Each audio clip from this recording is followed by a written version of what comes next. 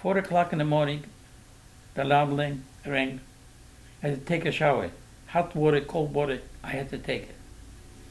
Then gave us a slice of bread and a coffee in the morning, a slice of bread at night, and a soup in daytime. There was more water than anything else. With this, I lived for 5.5 years. And sometimes to myself I said, why me? Why?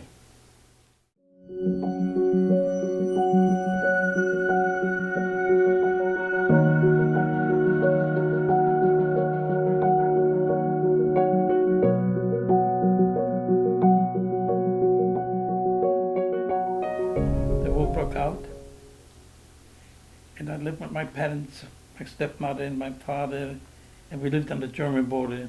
One day, I woke up in the morning and listened to the radio. Instead of listening to the Polish music and Polish language, I listened to the German language. And that over and over the same word, Deutschland Über Alles, Germany over the whole world. In our town, we had only 12 Jewish families. The Nazis came and told us, give you a friend of ours. There's an order, and you have to leave your homes. There's an order, you're going to have to 48 hours. As much as you can. The order came, took as much as you could, put us in the horse and buggy, and we start traveling. So wind up in the ghetto. It's a Lodz ghetto. They were separated from us, put up fences. And then the government had to give the names, everything. And they told me, from now on, you're going to be 15 years old, and you're going to be a mechanic. I listened to them. I was only 10 years old. I wasn't even 10 years old at the time. So I became a mechanic, and I think we were there about 6 months in the ghetto. Then came an order, all men and boys who could work, you're going to go away to work for 90 days. They even promised they're going to pay us. And then I wind up almost from back from where I came, not too far away, Posen. Wind up, it's a beautiful city. Excuse me. In Posen there was a stadium. They cleaned up all the bathrooms, put in bunk beds, and they put us to work. Now I signed as a mechanic. I was with my father in the same camp. I don't know until today what he signed up for years. I was on a different block, different place. And then went to work. Not only this, the first thing I got a number. My name didn't exist anymore. Dave Talk didn't exist. My first number was 176. There were about 1,100 people in this camp. I think the majority signed up to mechanics. There were no factories over there. So they put us to work the Autobahn, turnpike. Weeks went by, months went by, and suddenly I noticed that the foreman got himself a trailer. I had the guts to go over and talk to him in German. If I can do anything, work for him in the trailer, make his bed in the morning, bring him food from the kitchen, polish his boots, anything. He said, jawohl, yes. Now I don't have to chop stones. I don't have to dig the turnpike. I'm working for him. And that's what's going on for a while. Everything he left, I didn't throw it out. I ate. I cleaned the place up for him. And then he said, hey, they call me Junge. They called us names. It's unbelievable to even report him. I was glad they called me Junge, means boy. German. And he gave me an oil can.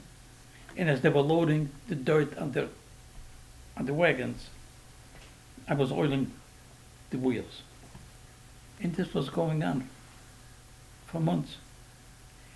Then the commander one day came in and he says, I was lucky. I was just when he came in. The commander was living not too far from camp. And if I speak German, You know, everybody, the Jewish people said to speak German because Yiddish is almost German. It's all Germanic. I screamed it in German. Right away I start talking, you know. That's everything. I had the guts and chutzpah to do it. Come over here. He said, then I talked to him. He said, from now on, you're going to do special work. You get 10 boys. I don't want older guys. Just 10 boys, you're going to do special work. 4 o'clock, we're supposed to have 10 boys. We had only 7. 3 are missing. The guard came, it's 4:15, we have to go back. We left. A couple of weeks later, we started building a gallows. Came up from work, we're building a gallows for 3. So I know something is wrong. Now this was a stadium. The stadium was full with people. Brought those 3 boys in, I never forget. They put them up in chairs, put the noose around their neck, and this guy, the civilian, the Gestapo, turned around to the public, and he said, I give him 10 minutes. If God strikes me dead, they go free. 10 minutes went by, nothing happened. Told 3 boys to pull the chairs, and they hung. For what? Because they went out begging for bread. It must have happened. They knocked at doors, people opened and squealed on them. The police came and picked them up. That was the only reason, because we wouldn't even talk to them. But I can never forget the scene. Why? To them, the kill was nothing. They have that saying in German that says, "Tut mir sehr leid, ich muss dich schießen." I feel sorry for you, but I have to kill you. One day he came in, we finished the collecting day, and he said, you're going to go.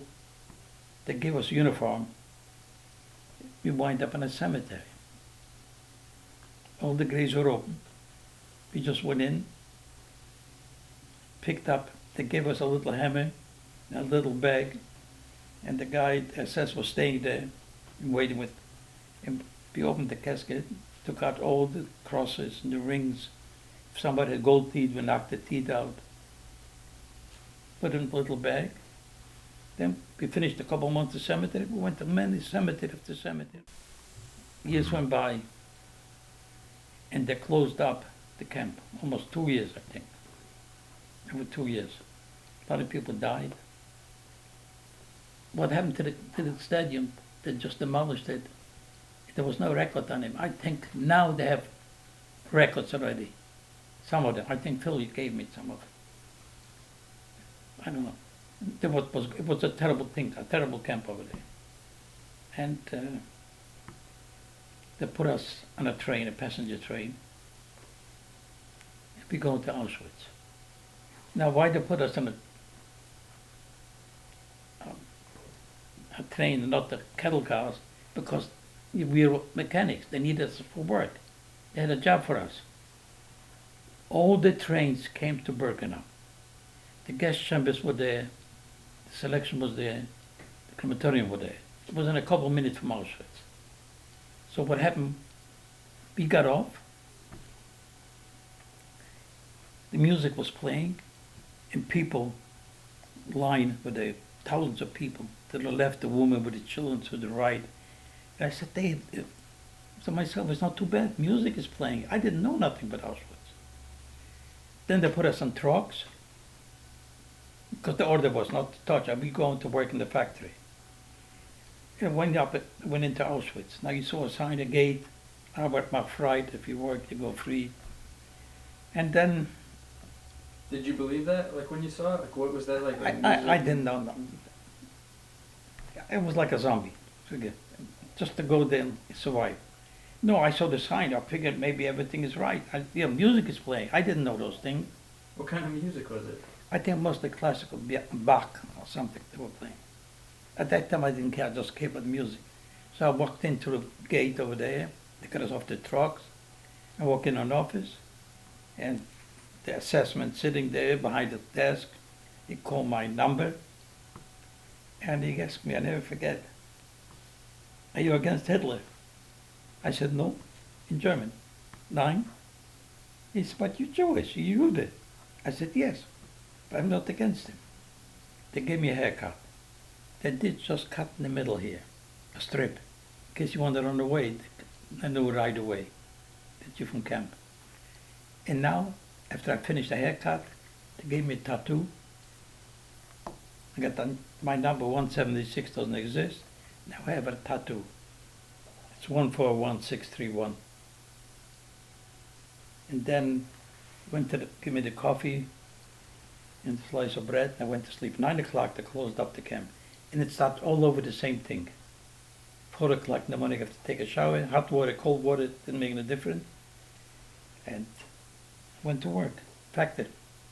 Now I went in the factory, and I was a mechanic, machine mechanic. And then all the machines were taken already. So they put me to work by hand, and they put up a block of steel, and I had to work by hand, filing it. I said, that's not for me. You know, after almost over 2 years already. And then I saw an office, in the control room. They were building big guns, 88 millimeter guns. In this camp. And then when I saw the office built under a window, I could look through it. And I was lucky that the guard didn't kill me, because I knocked at the door to go in. You don't move, they kill you right away, they're shooting. He called me in, and I asked him if I could, in German, if I can help him work in the control room. He said, yeah. I don't have to file. I work for him. What I was doing controls. Anything they finished, and anything they finished. They were building a big piece, they call it the bridge. That's when you put in, and you lock the bridge when the bullet, I don't know, with a pin, and this was the main piece, and all the thing instrumental I have to file if everything fits. And he used to bring me food, bread. He used to throw it in the basket. I took it, picked it up, put it behind my shirt, and I didn't eat it one time. I just nibbled on it, little by little, because I was afraid I'm going to eat it quick. It's not going to last too long. I'm going to be hungry again. So I was just waiting and eating it. One day, I don't know why I did it. Till today, I don't know.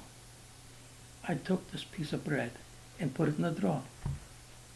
I was busy, I had to finish some job. Somebody was watching us a long time already. Another guy. Suddenly somebody walks in. I was looking in the instrument over there. Somebody hit me in the back. I wind up on the floor.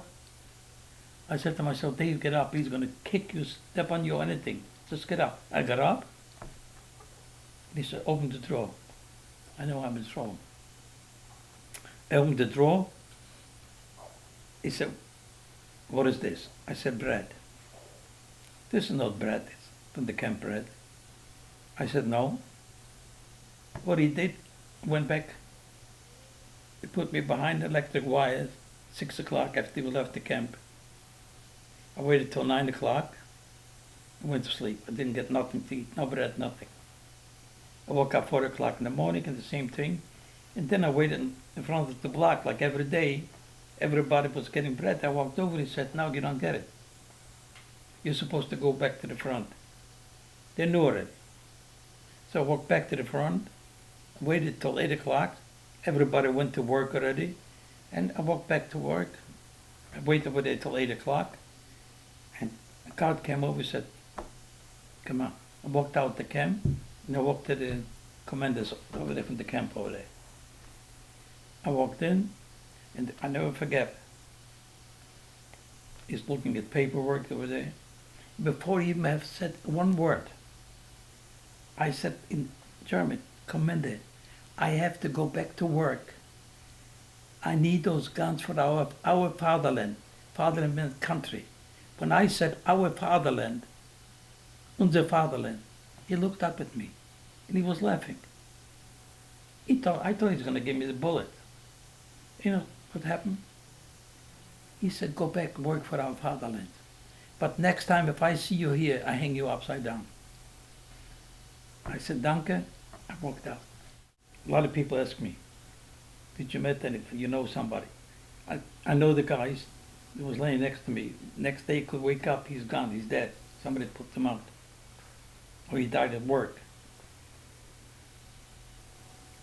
I had to survive. I didn't think nothing else, just for myself. And everybody did it. I don't know. I never asked how to survive, how to survive. I know what I did. Everybody was for himself. We walked around like zombies after a while. Just go out to work, go to sleep, take a shower, make sure everything is right.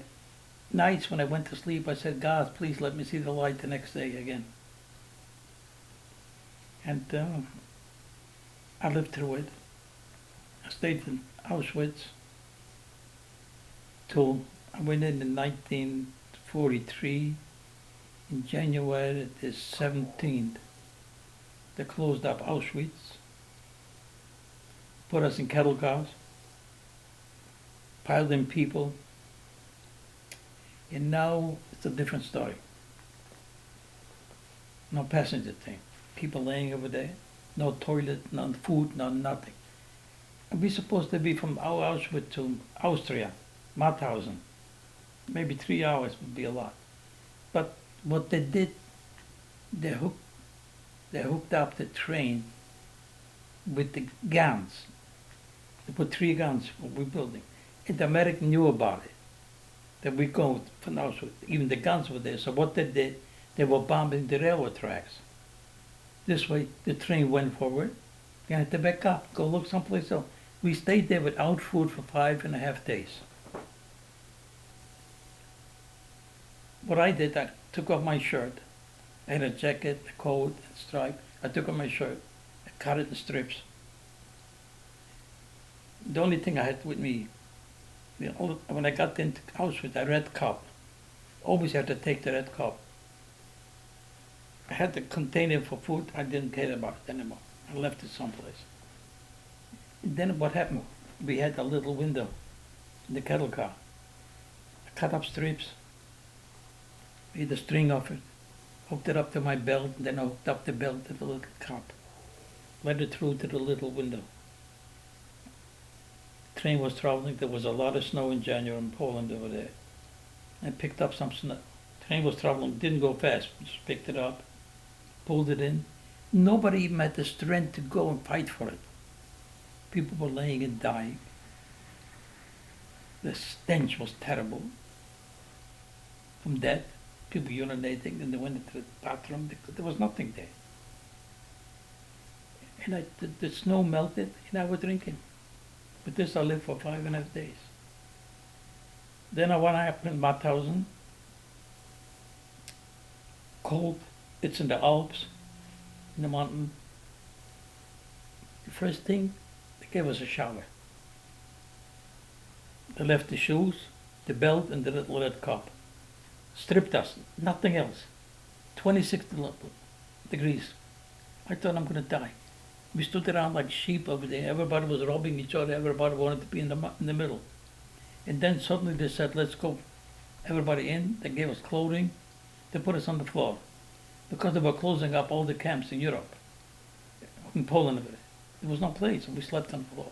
We used to walk in the mountain. The little tunnels. And from there, from Mauthausen, they took us closer to a camp, Posen. They called Posen 2. It was 1, 2, and 3, and 4. We were building the Messerschmitt planes in the mountain. And then one day in the morning, May the 7th, there was a roll call. They counted everybody, machine guns all over. And here the guy, the day before, could kill us just for no reason at all. He said, tomorrow, 11:30, you're going to be free. The Americans are going to come. Go back to the barracks. Anybody looks out in the barracks gets killed. I went to the barrack. I was still happy I could still walk back and forth. And I lay there, 11:30, people were screaming and hollering. Guns were shooting. And then the American came down in tanks in the mountain, the way he said it. But they disappeared. All of them, Gestapo disappeared. They put in the Wehrmacht, the army, all the people just to watch it. And there was no fight. They didn't kill nobody at that time. And I'm free. I survived. I stayed in camp. They were giving us food, And the doctors told us, don't overeat. If you're going to overeat, you're going to die. I was happy. I didn't have bread, have jam, soup. I didn't have to worry. First time in 5 years I saw a piece of white bread. To me, till today, I think the bread was made from sawdust. I think so. I don't know. And then I was free. But now it starts. They didn't let us out. They were right because they were afraid for diseases. Because a lot of people died. A lot of people died because they're overweight. Yes. Months went by. I signed up to go, officers over there, I signed up to go to America. But then I find out there's a quota, Polish quota, so I can't go. And I was getting my strength back already. I was watching myself. I didn't overeat, nothing. I just listened to them. I figured I'm going to have it next day. I wasn't afraid to hide the bread because nobody will steal from me. But I didn't want to live over there anymore. I want to get out. Then they start people going home. There was a transport going to Italy. I went over to a guy and I said, I want to go with your transport. He said, you're Italian? I said, no. I got some papers. He made me up some papers. And I went to Italy. Stayed in Italy for 7 or 8 months. They had already, for the people were there before us already. They have apartments, they have food, everything. And 7 or 8 months I came to myself already. And then boys and girls, we said we're going to go to visit Paris. I had my papers, Italian, I went to Paris by train. I told them about just the organization, I'm looking for some family I have. And they said, we can look up, I don't know what happened to my father, we were together. He said, we don't know yet if he survived or not. Then I told him the names, some of them. I found I have a cousin over there, second cousin. They got in touch with me. She came over to my place, and I lived in a hotel. The government was, not the government, the organization was paying for it. And she came over, then I visited her. When I visited her, I saw a young lady sitting over there. And I said, what are you doing here? And she told me she's from another city over there. And she said, my brother married your cousin. This was my wife, future wife. And I said to her, how did you survive? She said, well, she worked in a camp, worked in a factory making clothes for the army. But she was so young that they said to her, they made her makeup. They used to, I don't know if they have it here, they used to be in Europe, chicory. We make coffee, chicory. And they have red paper. They made it up, red cheeks to make her older, to look older. And she survived there. And then she came to Paris. And what happened, she was so young that she couldn't go study. The whole family, all these brothers and sisters went over there. And her brother married, but her brother died in Auschwitz. And then I told her, I'm going to America. Why don't you come with me to America? What are you going to do? Every 20 years we're going to have another war. Then she said, yeah, I have the family here. Her mother passed away at that time. And then her sister's husband said, Dave, stay here. And you're going to run a hotel in Fontainebleau, outside Paris. But I had to wait 10 years. I would work for him for 10 years. He still would be his. I have nothing to say.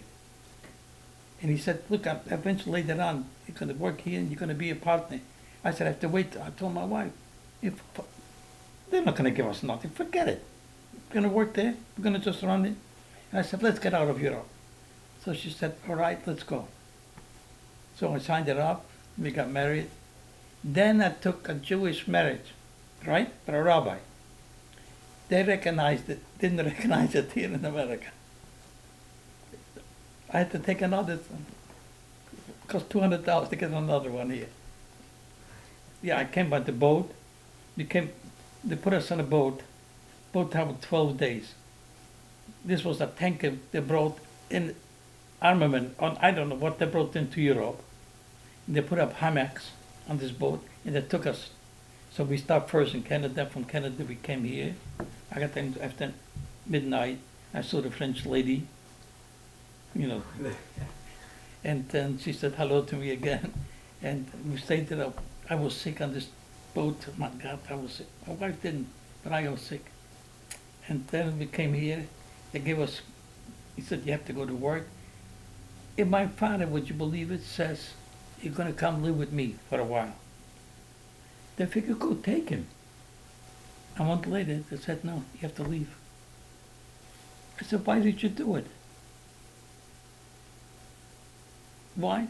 Because my sister lived here. Their husband was still in Europe, so she'd go over their apartment. They're going to move to her apartment. Would you believe it? I had to leave there.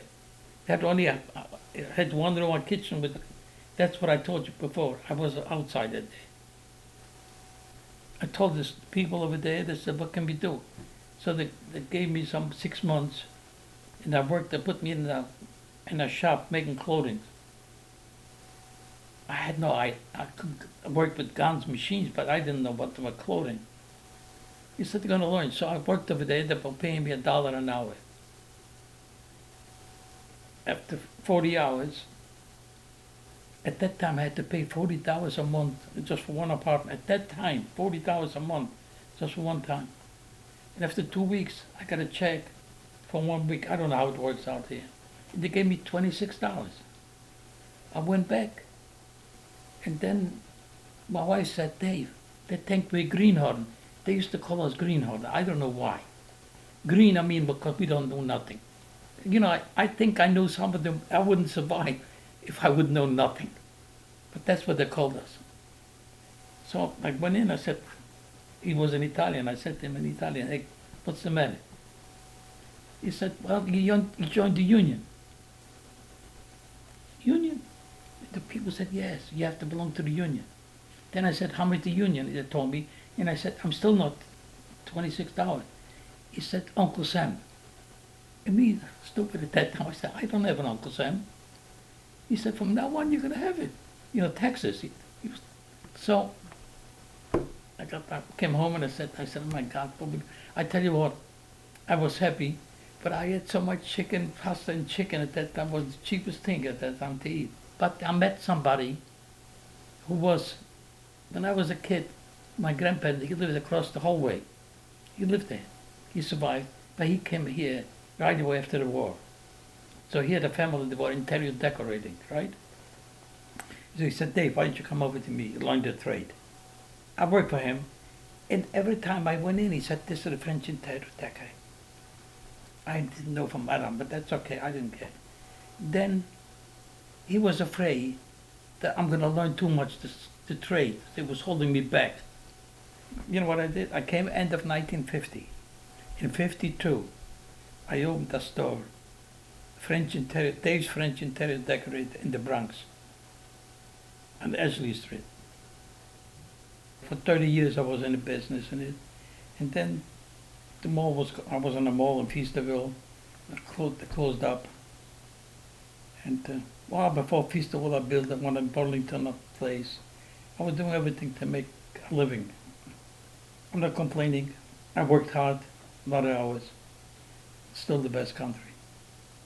People complaining, they don't know what they have. I'm happy I'm still around. I'm doing one thing. I'm lecturing over 30 years for the Holocaust. I'm going to continue doing as long as I can. Last year I spoke over 10,000 students. I don't charge. I belong to an organization now, Holocaust Awareness Museum. And I tell the students, don't fight girls over boys, boys fight over girls. Everything is predestined. He said, look, I went through 5.5 years. I found my wife in Paris. You could have married somebody else. It's predestined. Don't worry about it. Well, there was something, a group of people, a group of ladies, and they asked me, why did you fight back? I said, fight back with what? You know what she told me? I didn't like your answer. She walked out. You know what? I came to the state. People said, did you know this guy? I said, listen, lady, I don't know numbers. We just know numbers. Maybe the first name, that's it. They used to tell me, we suffered here too. What did you suffer? We waited in line for food. They suffered because they waited in line for food. Can you imagine? It's each of us is individual. Why don't you think, hey, those guys would have, either they didn't read the papers, or they didn't want to know, or they want to forget. I knew right away I have to survive, I have to watch out not to get a beating. That's it. Not to work hard. I always watched it. Not to work hard. After the war, we used to say, never again. After so many years already, never forget. Because people forgetting already. I wish that all the schools make it mandatory to teach the Holocaust. It's history. People get educated, get knowledge. They think about it. Hey, something like this happened. I hope never happen again. I just tell all the students, stay in school, get educated. You can be anybody you want to. If you have a chance to learn another language, do it.